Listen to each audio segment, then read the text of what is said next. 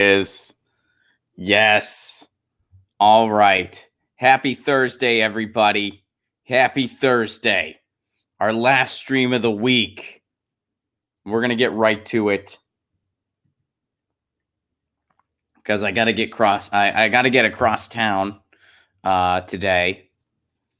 So, yeah, I want to get right to things to make sure we get to everything. You guys submitted a lot. We're not going to get to everything. I know some of you guys tweeted some stuff. We are not going to get to everything. I apologize in advance for that, but we are going to get to as much as I possibly can. I hope everybody is well. I hope everybody is having a happy Thursday. And yeah, you know, that's just how we do. So check this out. Here we go. You ready for this?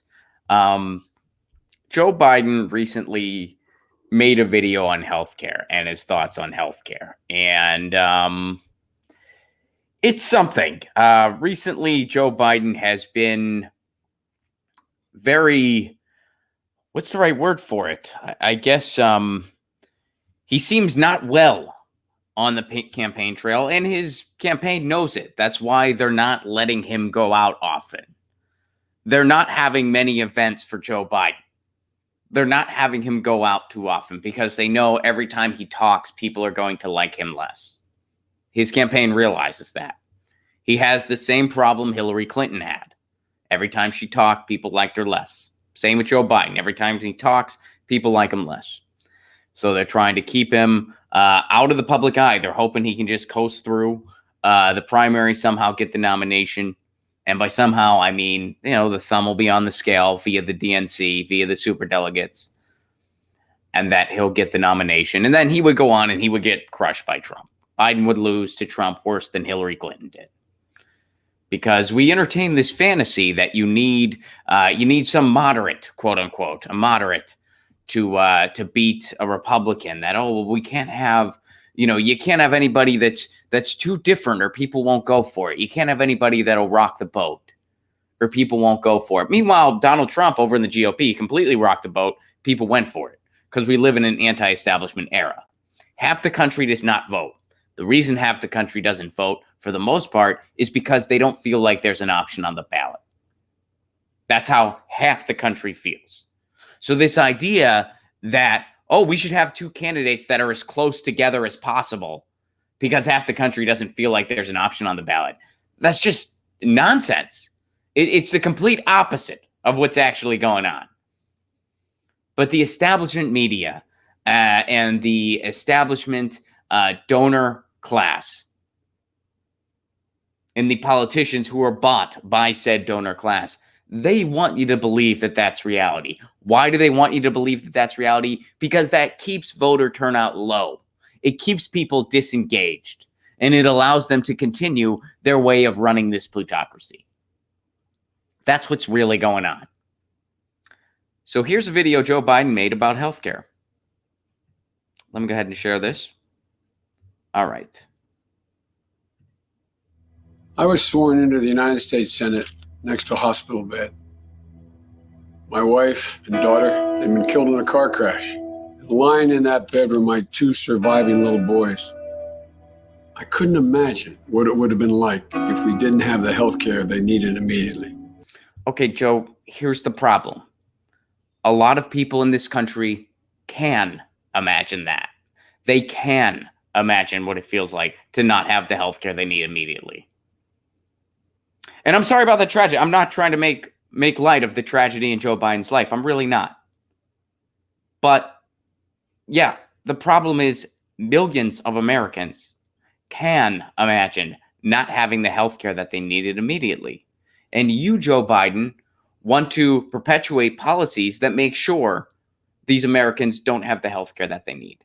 That's the problem. All right, let's continue watching this. It's only a minute long. 40 years later, one of those little boys, my son Bo, was diagnosed with terminal cancer and given only months to live. I can't fathom what would have happened if the insurance companies had said for the last 6 months of his life, you're on your own. A lot of people can fathom that. Is this a commercial for Medicare for All? It should be. That's what it should be. We know it isn't. He's just describing what insurance companies do. And that didn't happen to him because he has quality health care. Because he's in the government, so he gets decent health care that he doesn't want to give to anyone else. The fact of the matter is, healthcare is personal to me. Obamacare is personal to me. When I see the president try to tear it down and others propose to replace it and start over, that's personal to me too. We got to build on what we did because every American deserves affordable health care. I'm Joe Biden, and I approve this message. So, you're using... Hi, Lucy. Good morning. How are you? Welcome to the show. You're a little late for your co-hosting duties, but it's okay. We can catch you up. We just watched a video about Joe Biden where he defends the status quo. And he uses his deaths in his family to do so. I'm not trying to make light. Again, I'm not trying to make light of the tragedy Joe Biden has been through in his life. You know, that's sad. That's too bad. It really is. But to use that tragedy to make a commercial for the status quo, he knows how many millions are left out in the cold because of the Affordable Care Act. By the way, it's not Obamacare. It's the Affordable Care Act. It's essentially Mitt Romney's healthcare plan. Joe Biden just made a commercial defending a right-wing healthcare plan, talking about tragedies in his life, and using those strategies to defend a status quo that leaves Americans out in the cold without healthcare. And he's saying, I can't imagine not having the healthcare we needed. I can't imagine the insurance industry telling us to pound salt. A lot of Americans can imagine that, Joe. A lot of Americans have been through tragedy just as you have. And they were told to pound sand. They were told that they weren't going to get the care they need. You see cases like that all the time. You see cases, 45,000 people die per year, and I think it's higher than that at this point. It's only escalating because they don't have access to healthcare. They have things that could have been prevented, but they died because they don't have healthcare that they need. And Joe Biden uses tragedy in his life to perpetuate a status quo that leaves millions uninsured. Talking about how he had the healthcare he needed. He can't imagine not having it. So you're going to defend a status quo that leaves millions without the health insurance you had? So that when tragedy struck you, you at least had health coverage?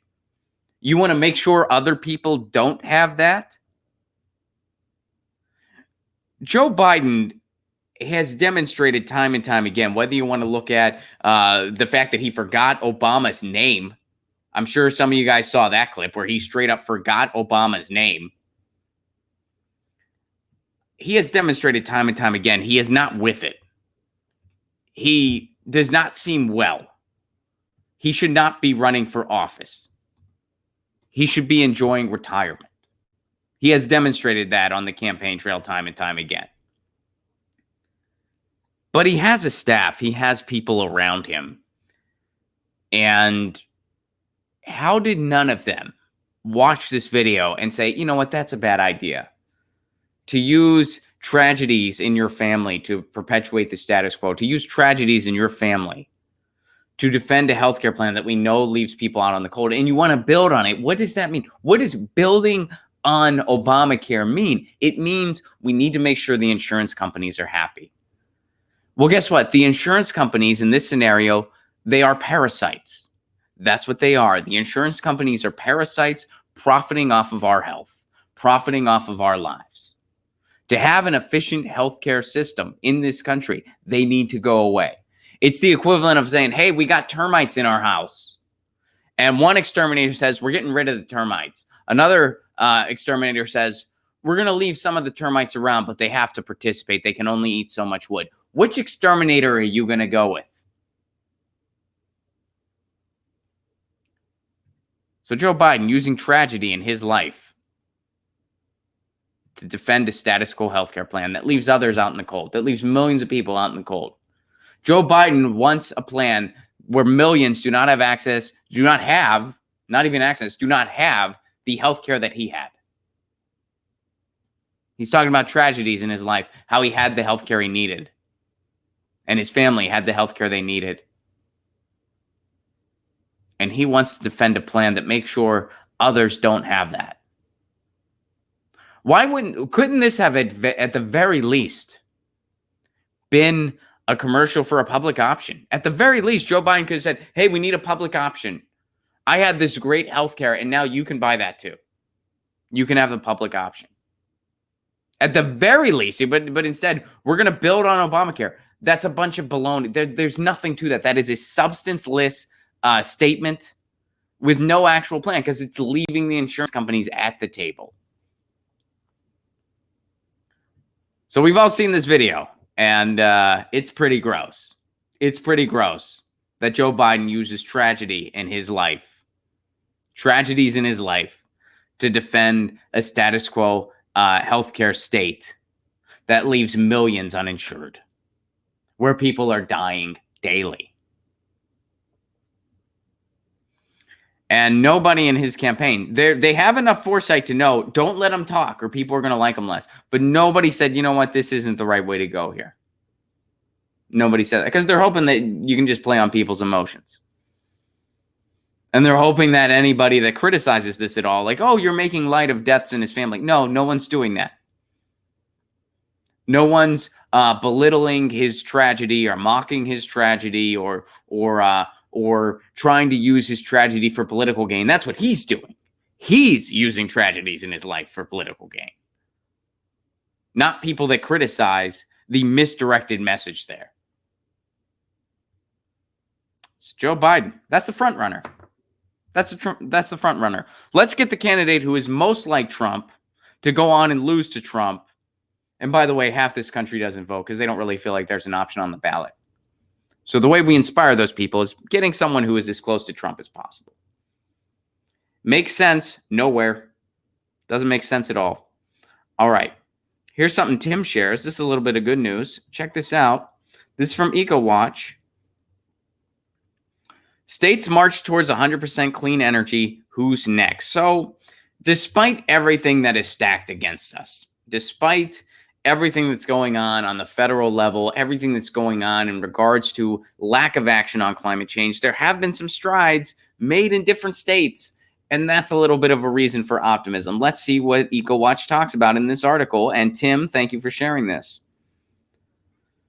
1 year ago this week, the California legislature passed landmark legislation committing the state's power providers to supplying 60% of their electricity from renewable energy by 2030 and setting a target of 100% clean or carbon-free power by mid-century. It was a bold action that significantly raised the bar for other states to consider policy action. And over the last 12 months, another 6 states, bringing the total to 8 states, plus the District of Columbia and Puerto Rico, have answered the call with various obligations towards 100% clean energy over the next few decades. All right, so here's a summary. Here's some of the summary of what's going on. In March, New Mexico adopted an 80% by 2040 RES, along with requiring 100% carbon-free power sector by 2045.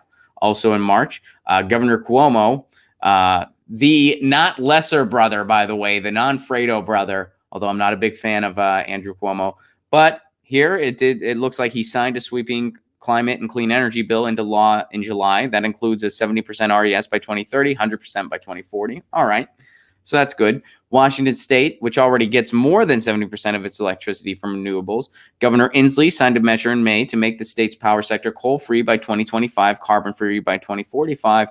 In addition, the Nevada legislature included a goal of 100% clean energy power supply by mid-century as part of the bill it adopted in April to double its RES to 50% by 2030. So you see some different things going on here, some different numbers going on here. Looking at this thematically, what this is telling us is that despite what's going on the federal level, which might not get better anytime soon, there's a significant chance that Trump is going to be president again in 2020. There's a good chance he will win again.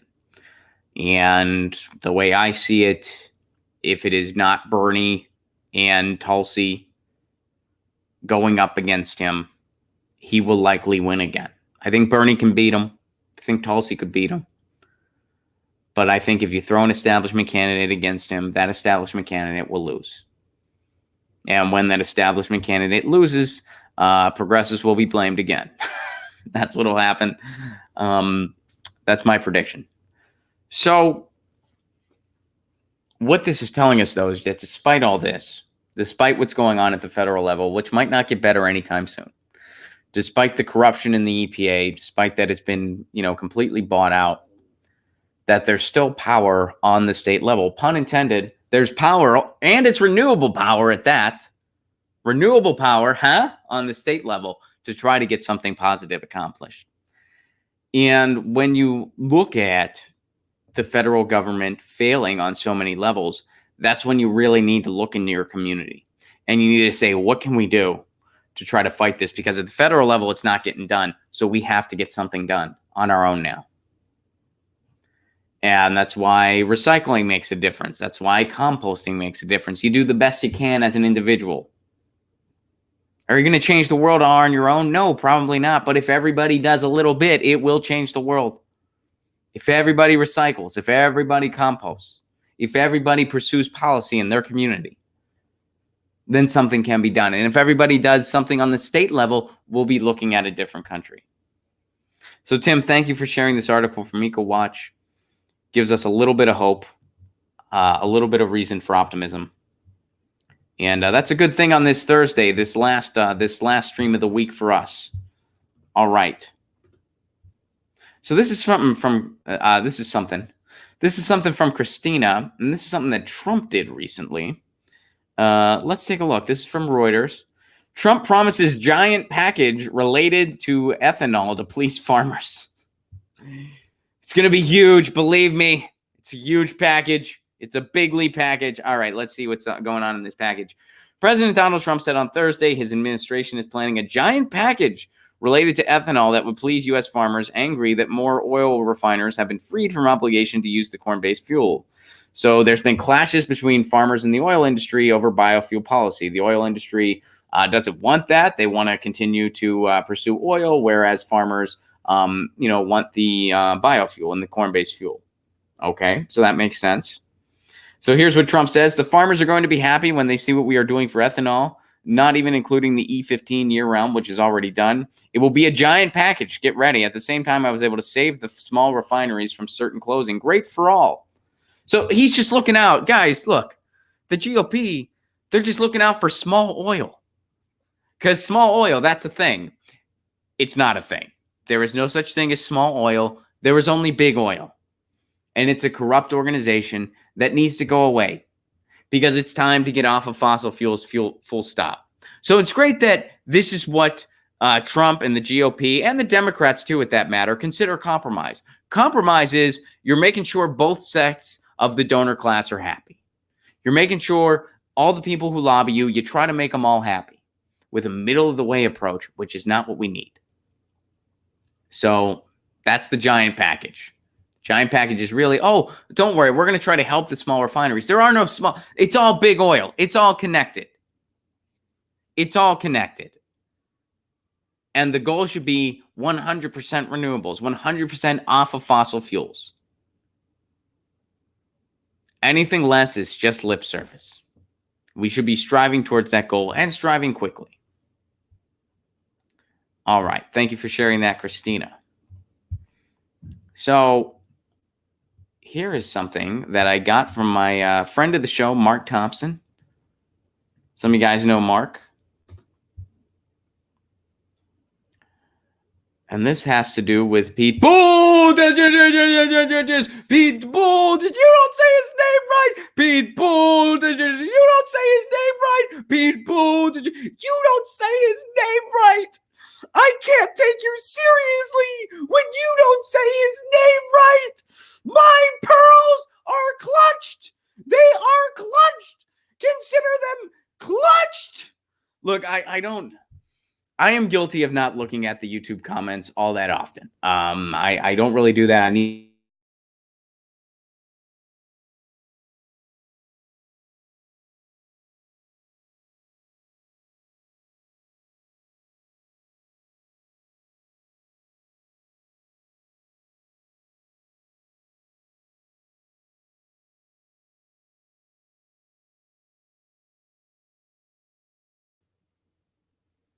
All right, we're back.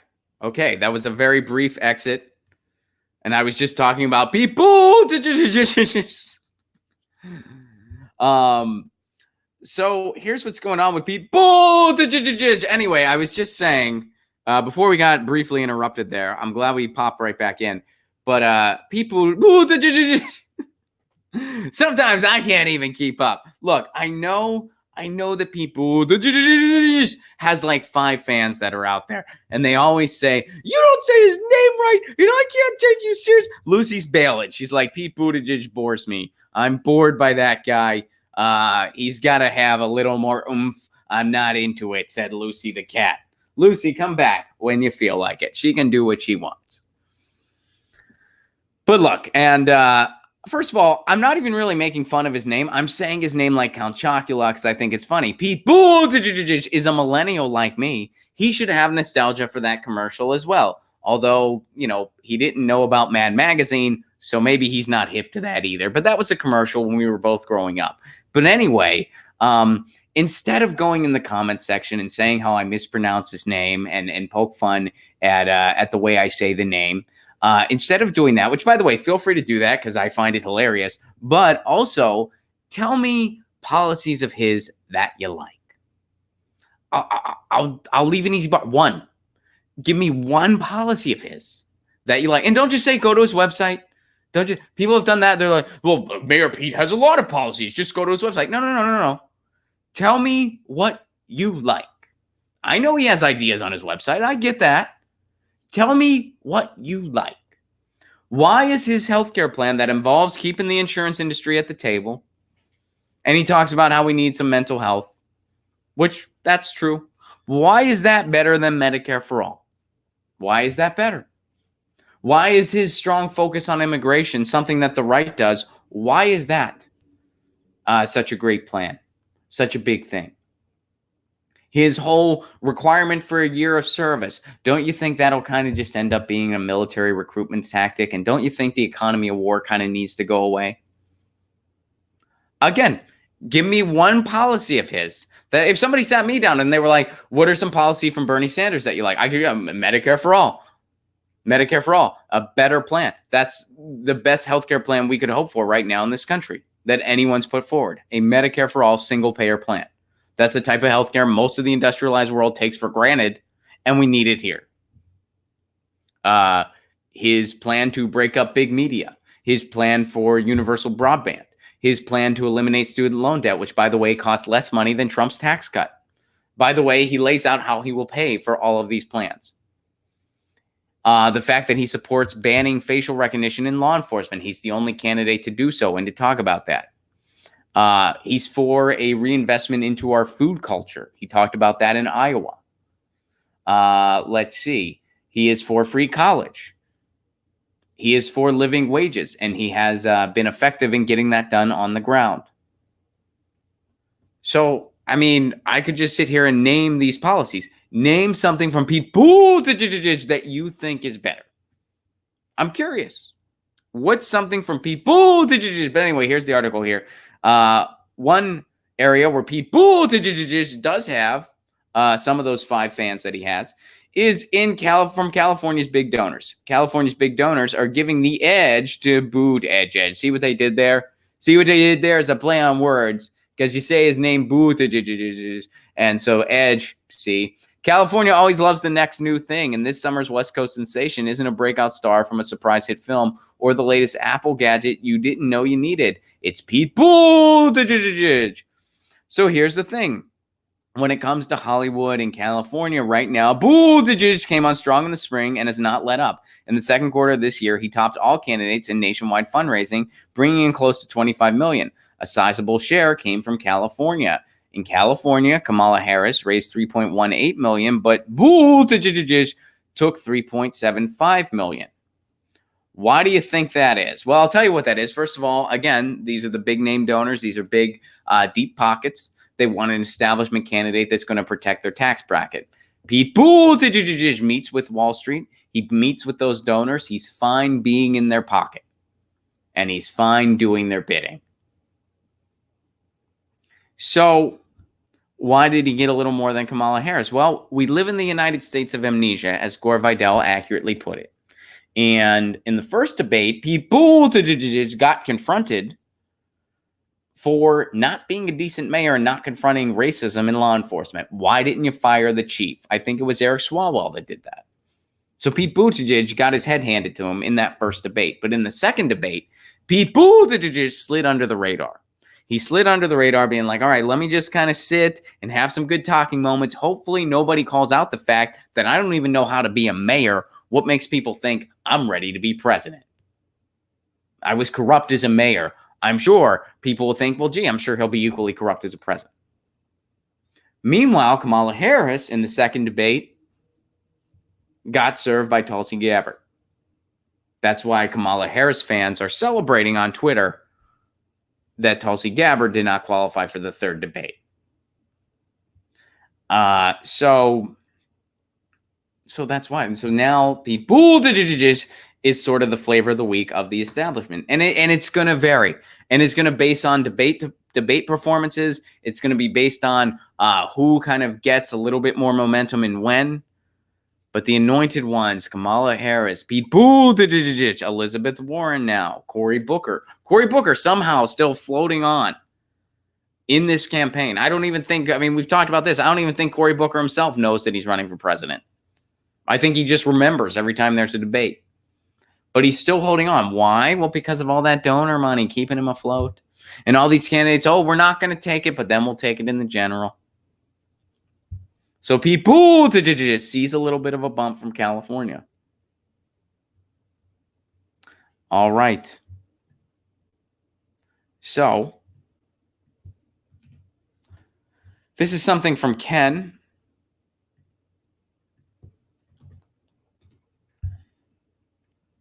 So earlier this week, we talked about bookstores, and we talked about Powell's in Portland, and we talked about City Lights in San Francisco because we did a story on Lawrence Ferlinghetti, who not too long ago turned 100 years old and has a memoir-esque novel called Little Boy to kind of celebrate his 100th year. And by the way, I just reserved it at my local library. Support your local library. I just reserved that book at my local library, and I look forward to reading it. But we talked about bookstores, and Ken shares this because he didn't want LA to go unrecognized. Here's a shout out to the last bookstore, which I have been to. It's a pretty neat store. This iconic LA bookshop is housed in an abandoned bank, both symbolic and chic. I agree with that. How poetic and powerful is that? You know what I want to see someday in the world? I want to see, or in this country at the very least, I want to see public banks replace all the big banks. Why, Ron? Well, first of all, big banks are corrupt. Big banks invest in terrible things.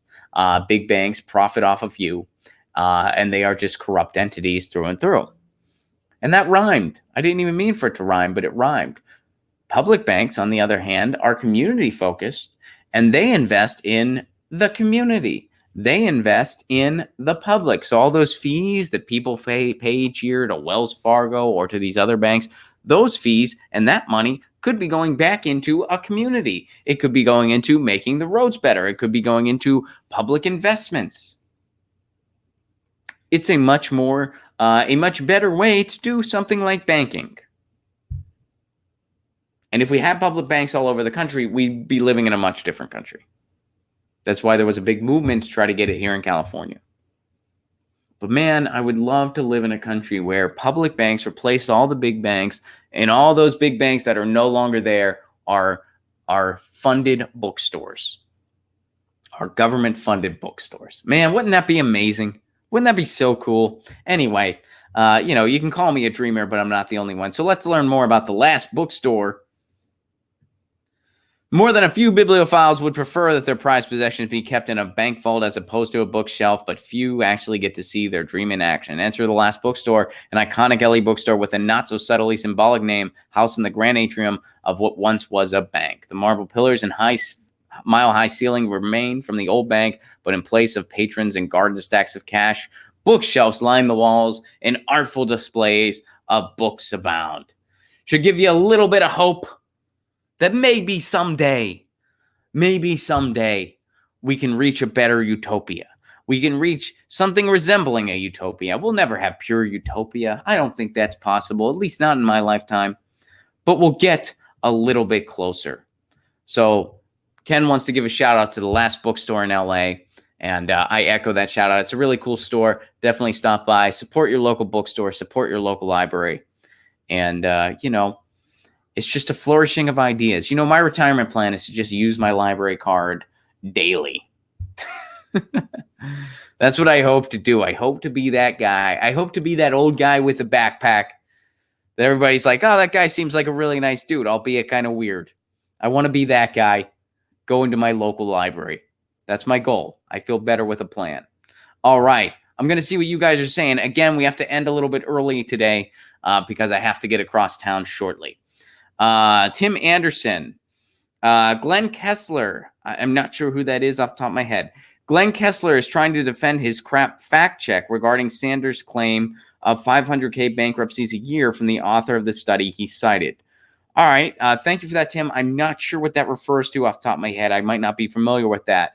But I did see something that apparently Washington Post, I think it was Washington Post, said something like Bernie was wrong on the number of bankruptcies from medical-related bankruptcies. They said he was wrong on it.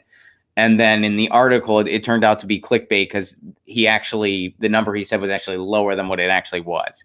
And he said, it's at least this amount. I saw something about that. I did not super read into it. So, but I'm assuming that's what you're referring to. Jedi Mullet, I've been using alcohol fuel since 2006. F oil. Good for you, Jedi Mullet. That is awesome. George Allen, hello, Ron and Lucy.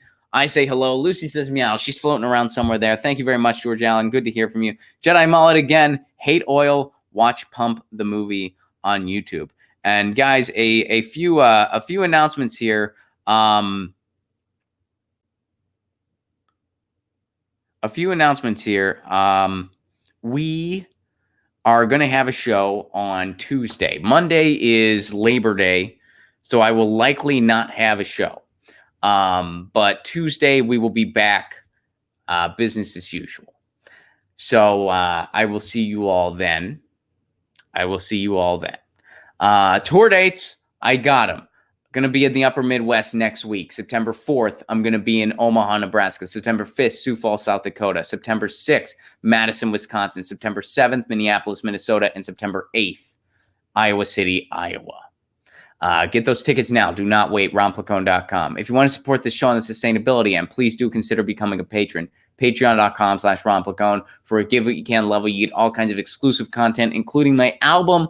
You help me expand the show. I want to do more guests. I want to have more. I want to have more guests. I want to do more segments. I want to do more. Just do more things. Could use your support for that. Patreon.com/RonPlacone. You guys are awesome. But anyway, thank you for the super chat contribution, Tim. Thank you, Jedi Mullet. Thank you, George Allen. Thank you for the articles, Christina, Ken, Tim, and friend of the show, Mark Thompson. Well, you're all friends of the show, but Mark Thompson was tweeting out that article. I did grab it from him. Guys, we got to end a little early today. I appreciate you all being here. We will be back on Tuesday. And then, of course, I'll be on the road for a little bit, so we'll be having a hiatus then, but I'll be talking more about that Tuesday. We will be back Tuesday, same time, same channel, 1 p.m. Eastern time, 10 a.m. Pacific time. In the meantime, you know the drill. Have a great weekend. And Lucy says meow. I say peace. Peace.